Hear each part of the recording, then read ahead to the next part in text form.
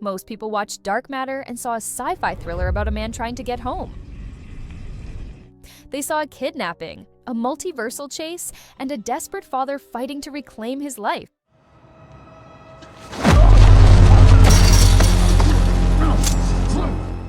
But if you look closer at the mechanics of the box, I don't know how to work this.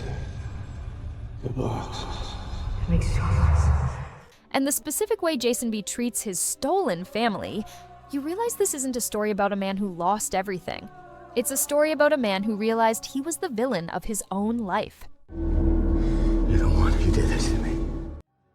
In the finale, there's a realization that should have changed how you viewed every Jason we met. We've been told that Jason A is the hero because he's the original. But in a multiverse of infinite choices, original is a meaningless word. If every choice creates a new universe, then Jason B didn't just steal a life, he attempted to delete a regret. Today, we're going to look at the Schrödinger's guilt theory, the hidden markers that prove Jason B was failing long before Jason A returned, and the one terrifying truth about the box that means no one ever truly got a happy ending. To understand why Jason B is a rescue mission gone wrong, we have to look at the cost of the box. The series tells us that the box reacts to your emotional state. You don't go where you want, you go where you are. Jason B spent 15 years building a world-changing invention. What if he created a larger version of my box? Only to realize that at the top of the mountain, there's no one waiting for him. He didn't just choose a different reality, he chose a path where he became a cold, calculated machine. When he swaps places with Jason A, he's not just looking for Daniela, he's trying to rescue the version of himself that was still capable of love. But here's the problem. You can't import a soul.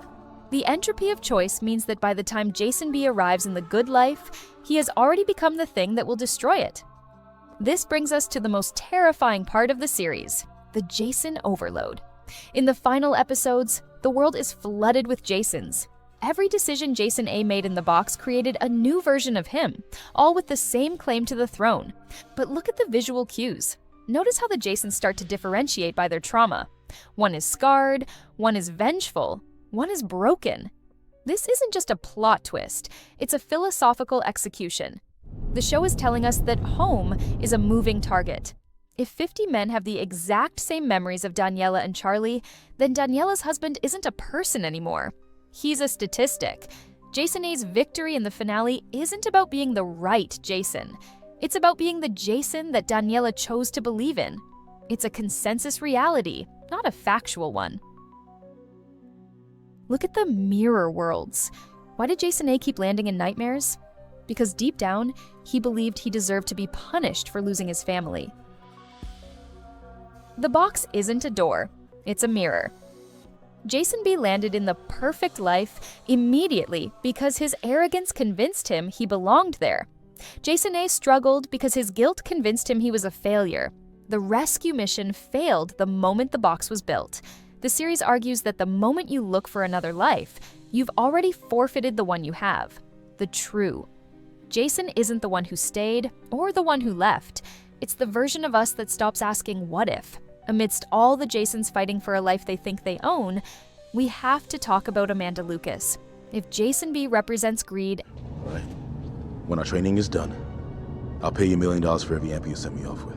And Jason A represents obsession, Let's go back. I have to go see my home. Amanda represents the choice. In episode 7, Amanda makes a decision that effectively ends her story in the show, but begins her life in the multiverse. She chooses to stay in a world that isn't her own, a world that is peaceful, vibrant, and most importantly, free from the shadow of Jason Dessen. Why is this so significant? Because Amanda is the only character who realizes that the box isn't a way back, it's a way out. While the Jasons are trapped in a loop of trying to reclaim a past that is already dead, Amanda looks forward. Her choice is the ultimate rescue mission. She isn't rescuing a version of herself from the past, she is rescuing her future.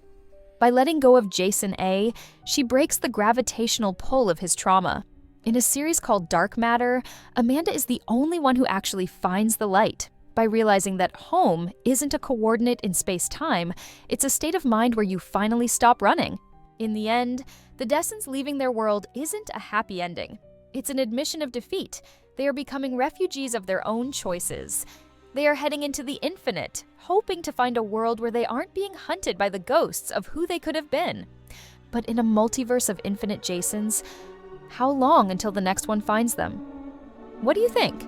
Was Jason B truly evil, or was he just a man who realized too late that he made the wrong trade? And which Jason would you be? Let me know in the comments.